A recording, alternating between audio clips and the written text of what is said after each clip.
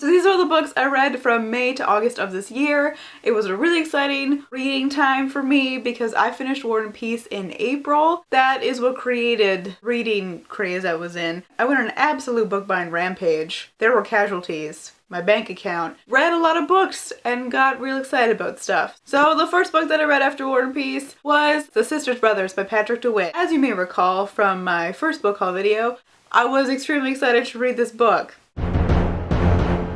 Did not live up to my excitement. It may have been because I just finished War and Peace, the greatest novel of all time, and everything just pales in comparison. But also because this book was... One, I thought it was about spies. It's not about spies, it's a Western, which is fine with me, because that's my shit. The way I can explain it is when I was buying this book, the cashier was like, oh yeah, I read that and didn't feel like I learned anything from it. And I was like, yeah, I don't need to learn things from books to enjoy them. But it is that kind of feeling that you're left with in the book. The second I finished this book, I never thought about the characters ever again. It doesn't really leave an impression on you. The next book I read was N.W. by Zadie Smith. And holy shit. Have you accepted Zadie Smith as our Lord and Savior?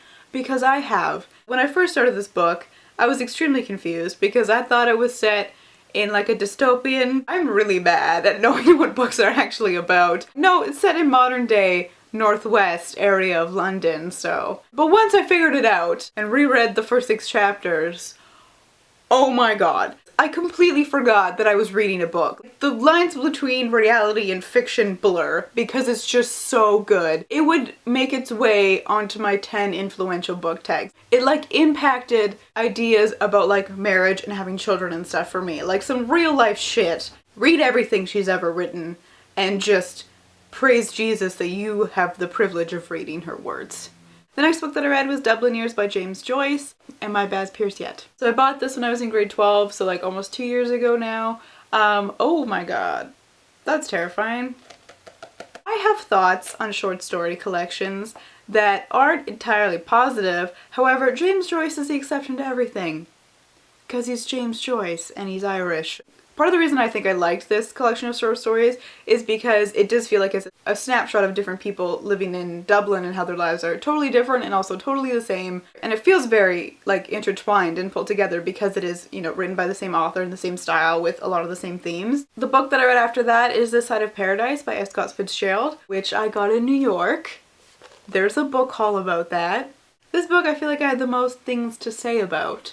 I'm glad that I read his first novel first. This book is interesting and ridiculous in many different ways. So it follows the life of Amory Blaine, and it's very autobiographical, and it's very interesting because the whole book is about how he's narcissistic and egotistic and self-centered. I mean, Amory is not a likable character. He's not supposed to be. He's a huge narcissistic asshole. So this book is set like in the early like kind of like 1900s going into the 1920s because it was published in 1920. When the First World War breaks out, he's just like, this isn't interesting to me.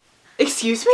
How can the First World War not be interesting to you? And this is when he's like a university student. No knowledge of life outside of his own. I was particularly reading into portrayals of women in the novel because often male authors that are considered to be modern literature at this point are extremely misogynistic. And that was actually probably the most interesting part of this book for me. On the one hand, Fitzgerald invented manic pixie dream girls. Like, oh my goodness. And there's parts where Amory is sort of lashing out and talking about how he has to dumb himself down to get to the point where he could talk to women. But of course this is right after he has had his heart broken, so, you know, lashing out with sexist language.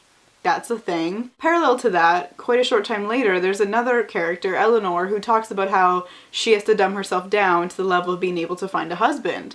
So at the same time that his characters can be extremely misogynistic, characters like Eleanor will also talk very blatantly and explicitly about the double standards regarding love and marriage and careers, you know, where she talks about, I wish I could just go off and, you know, do my own thing and travel, but I can't because I have a vagina. So that was really good. I think in relation to female characters, there could have been obviously a broader spectrum of how women were portrayed, but it does talk a lot about bullshit in society. So whenever you look at gender, always good to look at class and race. Racist? Very much so. It doesn't talk about it a lot, but there are references and slurs. Also classist. It's very interesting because it does cover very well the hypocrisy leading into the 1920s. There's a part at the end of the book where Amory is poor as shit. He literally talks about how he has enough money in his bank account to eat 40 donuts to sustain him on life, and then can sleep on a park bench. And then in the same paragraph, talks about how much he hates poor people because they're disgusting and unclean. And I mean, the 1920s had one of the greatest disparities between rich and poor, and ideals surrounding wealth and poverty. In conclusion, I would recommend this book, especially if you want to read other Fitzgeralds. That was a long, in-depth review, not fit for a wrap-up. I break rules. After that, I finally finished reading Civilizations and Its Continents by Sigmund Freud. This is in a Penguin's Classics edition, and can we just talk about how awful this cover is? There's like the bust of a woman just with some red shit on her face, and just a sphere and a leaf. Like, what?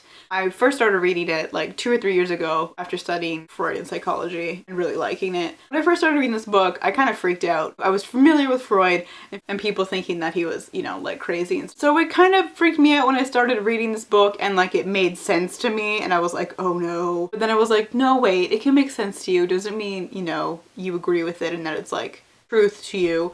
It basically talks about Freud's views on what is wrong with civilization and where we went wrong and what we need to go back to. And it's interesting because he was very misogynistic. Like, he very clearly thought that women were inferior to men, and he's also homophobic. Like, he talks about how arbitrary gender assignments were and about how men were seen as superior in earlier parts of civilization because of their physical strength, but that's no longer the most important thing to need or what we need for survival anymore. I feel like if he had like lived longer or talked about this more or wasn't so set in his ways, he actually would have come to very different conclusions, because he's like recognizing that gender roles are arbitrary, but then also thinking that they're true. He is against masturbation though, and I can never be fully for someone who's against masturbation. Example, Immanuel Kant. Dude thinks that masturbation is worse than murder. Like, I can't, okay, we'll talk about that later. I continued with some nonfiction and finished reading Full Frontal Feminism by Jessica Vellante. I bought this book because I saw it on the syllabus for a class and thought I had to read the whole thing online, and was like, nah, I'll just buy the real thing, and then turned out I only needed to read like the first chapter. But whatever, who doesn't need more books about feminism in their life? It is supposed to be aimed at young women who are who have been fed all this bullshit about what feminism is. So this book in general was good. I did have some problems with it, but I do think it is a very good introduction into feminism.